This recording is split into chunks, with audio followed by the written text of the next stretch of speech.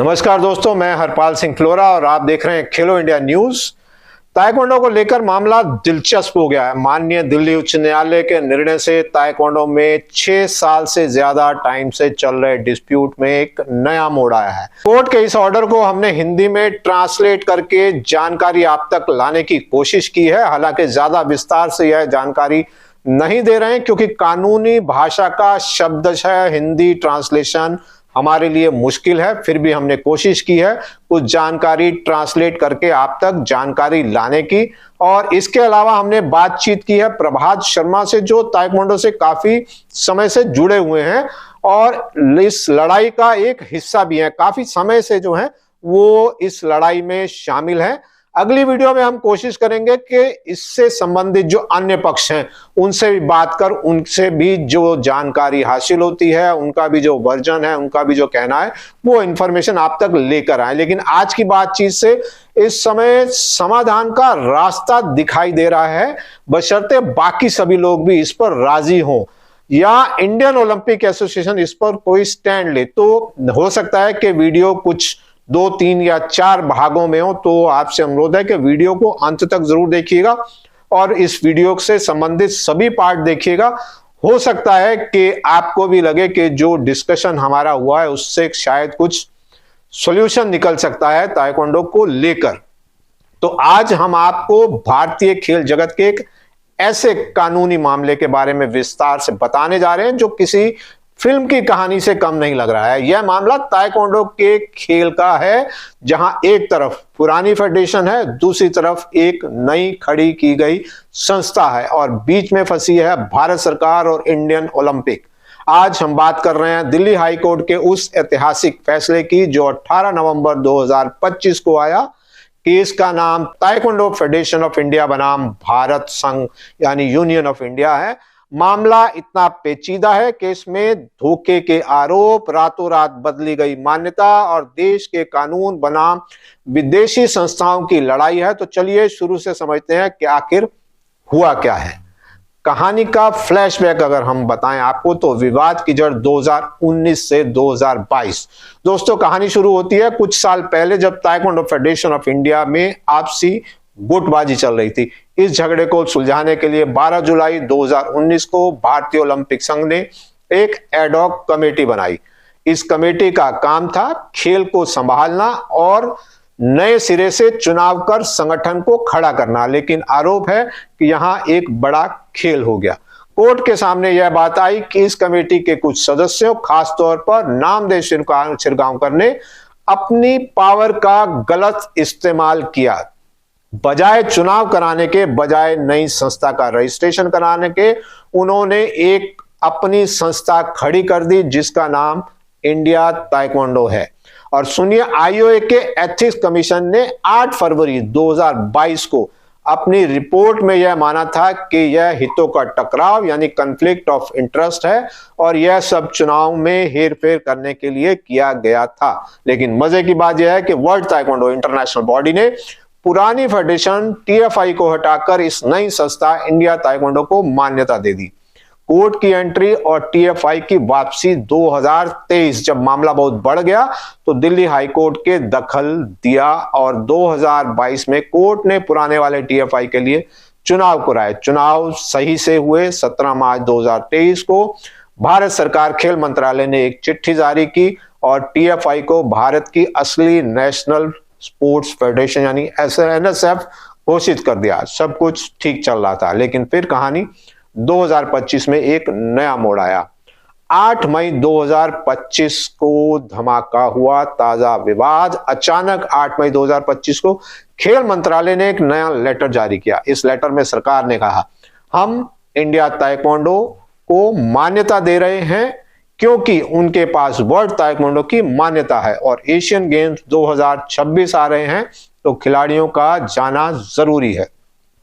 इसका सीधा मतलब था कि पुरानी फेडरेशन टीएफआई, जिसे कोर्ट के कहने पर मान्यता मिली थी, उसे साइडलाइन कर दिया गया। टीएफआई को यह बात बिल्कुल रास नहीं आई और वे तुरंत जस्टिस सचिन दत्ता की कोर्ट में पहुंच गए। उन्होंने कोर्ट में तीखी बहस में क्या कहा? टीएफआई का कहना था, साहब मार्च 2023 में हम ही मान्यता प्राप्त फेडरेशन हैं, एक म्यान में दो तलवारें नहीं रह सकती। स्पोर्ट्स कोड का नियम 3.10 कहता है कि एक खेल के लिए एक ही फेडरेशन होनी चाहिए।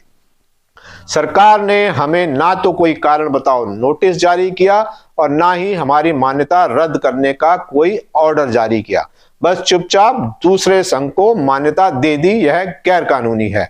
जिस इंडिया ताइक्वांडो को यह मान्यता दे रहे हैं वो धोखाधड़ी और पावर के गलत इस्तेमाल से बनी संस्था है। सरकार और इंडिया ताइक्वांडो की दलीलें। सरकार ने कहा टीएफआई ने 2024 में अपनी मान्यता रिव्यू नहीं करवाई थी और जरूरी कागज भी नहीं दिए थे, इसलिए उनकी मान्यता खत्म मानी गई। असली पावर वर्ल्ड ताइक्वांडो के पास है। अगर वो टीएफआई को नहीं मानते तो हमारे खिलाड़ी बाहर खेलने कैसे जाएंगे? इसलिए हमने इंडिया ताइक्वांडो को चुना। High court justice Sachin Dutta ने पूरी फाइल खोली और सरकार की दलीलों की धज्जियां उड़ा दी। आइए देखते हैं कोर्ट ने क्या क्या पॉइंट पकड़े। सरकार का झूठ पकड़ा गया। कोर्ट ने कहा कि सरकार अब कह रही है कि टीएफआई की मान्यता 2025 में खत्म हो गई थी, लेकिन जनवरी 2025 में ही एक दूसरे केस की सुनवाई के दौरान सरकार के वकील ने कोर्ट में माना था कि टीएफआई अभी भी मान्यता प्राप्त है और उसे डी रिकॉग्नाइज नहीं किया गया है। कोर्ट ने कहा आप कोर्ट में एक दिन कुछ कहते हैं और दूसरे दिन कुछ और, यह नहीं चलेगा। प्रक्रिया का उल्लंघन हुआ। कोर्ट ने स्पोर्ट्स कोड के अनेक्सर 3 का हवाला दिया। कानून कहता है कि अगर आपको किसी फेडरेशन की मान्यता खत्म करनी है या रिन्यू करनी है तो पहले उसे नोटिस देना होगा और उनकी बात सुननी होगी। कोर्ट ने साफ कहा कि इस केस में ना तो कोई नोटिस दिया गया और ना ही कोई सस्पेंशन ऑर्डर निकाला गया। बिना पुराने को हटाए नए को लाना अवैध है। सबसे बड़ी बात, विदेशी दादागिरी नहीं चलेगी। सरकार का सबसे बड़ा डर यह था कि अगर हम वर्ल्ड बॉडी की बात नहीं मानेंगे तो वो नाराज हो जाएंगे। इस पर कोर्ट ने बहुत सख्त टिप्पणी की। कोर्ट ने बजरंग पुनिया केस 2024 का उदाहरण देते हुए कहा कि भारत सरकार कोई रबर स्टैंप नहीं है। कोर्ट ने कहा सिर्फ इसलिए कि कोई विदेशी फेडरेशन यानी इंटरनेशनल फेडरेशन किसी को पसंद करता है, इसका मतलब यह नहीं है कि भारत सरकार आंख मूंद कर उसे मान्यता दे दे। भारत में खेल चलाने के लिए भारत के कानून और स्पोर्ट्स कोड का पालन करना सबसे ऊपर है। नई संस्था के दागदार इतिहास पर नजर डाली गई। कोर्ट ने उस बात को भी नोट किया कि इंडिया ताइक्वांडो का जन्म ही विवादों के साथ हुआ था। आईओए के एथिक्स कमीशन ने खुद माना था कि एडहॉक कमेटी के लोगों ने अपने पद का दुरुपयोग करके इस संस्था को बनाया था। कोर्ट ने कहा कि सरकार ने मान्यता देते समय इन गंभीर आरोपों की अनदेखी कैसे कर दी। अब होगा क्या? इन सभी सबूतों को देखने के बाद दिल्ली हाई कोर्ट ने 18 नवंबर 2025 को यह बड़ा फैसला सुनाया। खेल मंत्रालय का वो 8 मई 2025 वाला लेटर जिसमें इंडिया ताइक्वांडो को मान्यता दी गई थी उसे तुरंत प्रभाव से रद्द कर दिया गया, यानी क्वैश कर दिया गया। कोर्ट ने सरकार को आदेश दिया कि वो फिर से इस मामले को देखे, टीएफआई और दूसरे पक्ष को बुलाकर उनकी बात सुने और फिर नियमों के हिसाब से एक विस्तृत ऑर्डर पास करे। जब तक सरकार यह प्रक्रिया पूरी नहीं कर लेती तब तक ताइक्वांडो फेडरेशन ऑफ इंडिया ही भारत की एकमात्र मान्यता प्राप्त संस्था बनी रहेगी। तो दोस्तों यह पूरी कहानी कोर्ट ने साफ किया कि शॉर्टकट से काम नहीं चलेगा और चाहे इंटरनेशनल प्रेशर कितना भी हो, देश का कानून सबसे ऊपर है। अभी बड़ी बात यह है कि क्या जिस टीएफआई को खेल मंत्रालय ने पहले से मान्यता दी गई थी, क्या वही टीएफआई जो है उसको फिर से रिकॉग्निशन दिया जाएगा?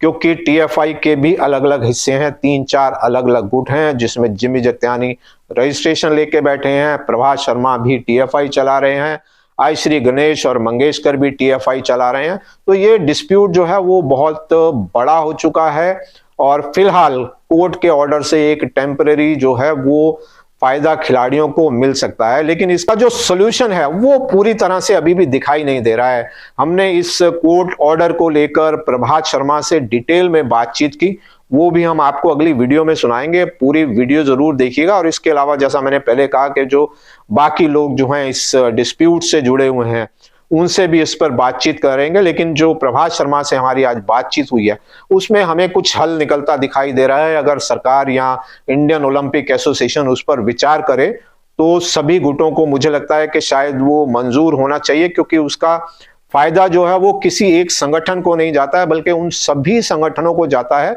जो पिछले काफी सालों से जो है वो जुड़े हुए हैं, टीएफआई से जुड़े हुए हैं, और जिनको हम कह सकते हैं कि जो जेन्युइन जो संगठन है। और यही बात जो है, अगर मैं अभी हाल की बात करूं, महाराष्ट्र ओलंपिक में जो डिस्प्यूट चल रहा है और उसमें भी यही कहा गया है कि 2013 से जो लोग जेन्युइन जुड़े हुए थे, जो सदस्य थे महाराष्ट्र ओलंपिक के, उन्हीं को लेकर जो है वो इलेक्शन कराना चाहिए, क्योंकि उसके बाद के तीनों चुनाव जो हैं वो चैरिटी कमीशन ने जो है वो रद्द कर दिए। तो ऐसा ही कुछ जो है वो इसमें भी संभावना दिखाई दे रही है। तो अगला वीडियो जो है वो प्रभात शर्मा वाला वो जरूर देखिएगा। इसके अलावा बाकी जो लोग हैं उनसे भी हम बातचीत कर आपके सामने उनका जो पक्ष है वो रखेंगे।